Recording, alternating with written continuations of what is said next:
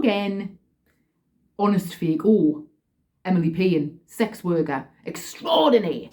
Now, if you're enjoying these videos, could you like, subscribe, you know what to do, and get me some subscribers, please, because I've stuck at 114 for yonks. Now, today's video, hope you're all well, by the way.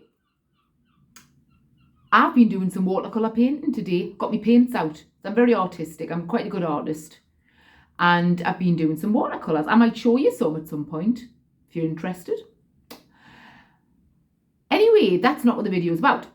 Today's video is about a client I saw a couple of days ago. I was going to do a video straight after I saw him, but to be fair, I couldn't wait to get home and have my tea. Nom, nom, nom, nom, nom, and all that. So I'm doing it now. Now, this client, it was an in-call, a half-hour in-call. And this is a run-of-the-mill appointment. I'm trying to give you a flavour of the real work of a sex worker, just what it's like day in, day out. Because it just goes on and on and on. Day in, day out, right? Because it's not all weirdos and swinging from the lampshades and all that. This is your bread and butter. This fella was a bread and butter. So he comes for a in-call. So he comes to me, all right? So he comes to my in-calls locale. Now, I tell them to wait outside the door and text us, and I'll come down and open the door because it's a shared house. So I come down and open the door. And he was actually there. Usually they're not there. I've said this in other videos. A lot of the time they're not there. They say they're outside. You go down. I stick my head out the door like this. They're not there. They're hiding. They're like secret squirrel. They're like inch high private eye. They're not there. They're lurking about. And eventually I might find them. And anyway, he opens it out in the door and he says, "You're stunning." And I says, "I know." No, I says, "Oh, thank you very much." Because he'd had this, he went on to experience this, escorts having pictures that didn't look like them in their profile, and you turn up and they're awful. And they're lovely in their pictures. And I thought, oh, tough, mate. Tough titty. You know what this is? This is like entitlement and ego. This is all wound up in a big ball. Because it's like, you know what? If you don't want this to happen, go and chat somebody up. What you're getting is sex on tap. You're getting sex guaranteed. You're buying a woman to pretend to want to have sex with you for half an hour. So shut up and pull up, right? If you don't want that to happen, if you don't want this is one of the risks of paying for sex, of paying to see a sex worker, that you might not look like our pictures, right? Tough titty. I'm not going to get my violin out for you or cry, right? It's called tough titty.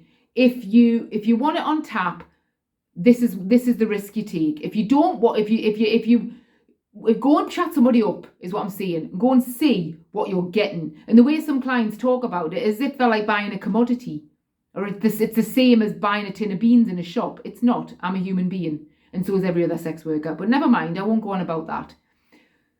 So I thought, oh mate, I'm not interested in this whole. It's called bait and switch.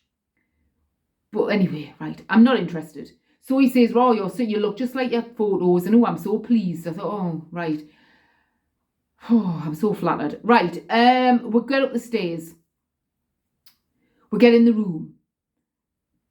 He's all right. We're getting on. He's quite easy company. Obviously, some clients are easier than others. You spark off easier with other clients. There's the conversation flow. Some's like getting blood out of a bloody stone. They're that nervous, or they're that miserable, or they're just that horrible. Oil and water sometimes, chalk and cheese. But it's my job as the escort to be, geisha-like and engage them in conversation and make us best friends. That's down to me. And I'm very good at it. Because I've got the bullshit. Now, so he hasn't read my profile because he thinks I kiss. And I've said this in other videos. It annoys me when they haven't read my profile. It's disrespectful. You're potentially putting me in an awkward situation. You're not, because I'll just get you told. Personally. But they don't know that. And I could be a different type of woman. I could be made uncomfortable by that. you're put on the back foot. You know, you could be put on the back foot. Anyway, now he wanted a kiss. So that was annoying. So then we got on the bed. He didn't want his massage. I do usually start with a massage. Just to fill time. And it gets half the job done. While I massage them, they get a semi, they get hard, whatever. Half of my job is done. Yay! Well, maybe it's not half of it, but you know what I mean, some of it. He didn't want it. So he lay on the bed like this, like an artist model. I made a joke about it. I says, I'll go and get me paints. I says, I'll paint you. You're beautiful. You're my muse. It was artist humour. It was artist banter. Anyway, we had a laugh about that. He didn't want his picture painted. He wanted a blowjob. So off came the kecks. I think the socks stayed on. Quite often the socks stay on. Good, because I don't want to look at their feet. I don't want to see any man's feet. No. I've seen too much in my time. So I start giving him a blowjob. He's got a bobble knob. He's got a bobble knob. It's a knob with bobbles. It's a knob with bobbles. Now, he didn't have a disease or anything. It's just how he was built. Like, he had sort of bubbles of skin on his knob. Slightly misshapen, I suppose. But whatever, nothing throws me. He had a bubble knob. Lots of different sorts of knobs out there. And lots of them make a blowjob very hard. His knob, because he also had one of those foreskins that has like a life of its own. I don't know if you know them. Some of you out there might have them. Or have tried to suck them. They work against you in a blowjob. These foreskins. And the bubbles didn't help. I'll tell you what's the worst kind of knob to give a blowjob. A big knob, obviously. Tedious. Tedious. Hurts. A toadstool knob. Do you know one of them? You ever seen one of them, kids? Toadstool knob. It does what it says on the tin. It's a knob like a toadstool. So there's a shaft. A normal size shaft or quite a thin shaft. And then you've got like the helmet is like the top of a toadstool. It's not red with white spots. If it is, you can get out. But the shape of it makes a blowjob very, very hard. Because it's like a two-stage blowjob. It's like the shaft, toadstool bit. Shaft, toadstool bit. And it builds up a lot of saliva. And this, because you've got no control, the logistics are terrible. Now, this bobble knob with this foreskin with a life of its own, weighed it hard as well. So that was annoying. But anyway, I've seen worse, done worse. There is worse. And so that was that. Now, when we're having sex, we ended up with him on top at one point, right? That's how he came, with him on top. So that was my last position. Now, when a client's on top, sometimes I don't know where to look. He was easier because he was like a cheeky chappy. We're having a bit of banter and a bit of a laugh. So it was kind of, was smiling and that. When I caught his eye when he was on top, it was just more natural kind of thing. But normally with some clients, it's harder with some than others because you've got no chemistry with them, or they're shy and awkward, or they're whatever, they're arseholes, and you don't want to look into their eyes like actual sex. Do you know what I mean? Like proper sex. So you don't know where to look. And you can tell they're a bit embarrassed if they catch your eye in case you think, oh, they're half in love with us, or I'm half in love with them. Do you know what I mean? It looks a bit romantic, is what I'm trying to say, and that's cringe central. But with him, this one that I'm talking about, it was all right, and what just cracking jokes and that during the process. Not like he was given a stand-up routine, but what kind, it was a bit of banter, so it was a bit more relaxed.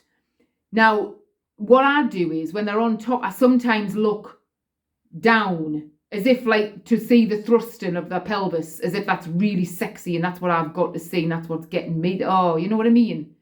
I'm just looking at it because I don't want to look at your face. You're usually looking at some sort of pot belly anyway, instead of like some sort of pelvis action. You can just see that pot belly kind of bashing against you. Or their chest. Look at that chest. Anywhere but their eyes, really, in their face. Plus, you don't want to catch their cum face because oftentimes it is cringy. It is weird. So, the chest sometimes, but they've usually got moobs or, like some sort of pigeon chest, barrel chest, whatever. This is the job though. This is the job. Pretending to want to have sex with them, acting like they turn you on and all the rest of it. And so I put my arms around him as well and was like pulling him in. Everything you're doing is basically to get them to come quicker. So I don't know this man, so I don't know all these little sexual foibles.